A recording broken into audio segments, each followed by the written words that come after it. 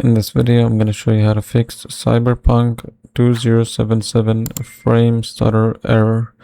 First, go to Steam, and over here you need to find your game. So right click on it, properties, and then make sure under generation, under general, under the launch options, you don't have anything written here. And then here go to installed files, and then browse. Now find cyberpunk.exe. Right click on it, properties, compatibility, and then you need to disable the full screen optimization. Click apply and then OK. Now here go to Steam, settings, downloads, and then make sure you clear cache, and then under storage you need to repair the library here. Click repair library, and then you can close this down, and then this.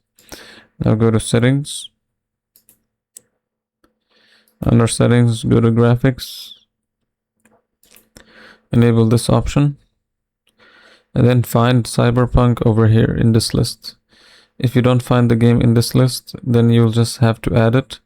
Click add desktop app, and then find the game folder, and then select the .exe folder, then click add.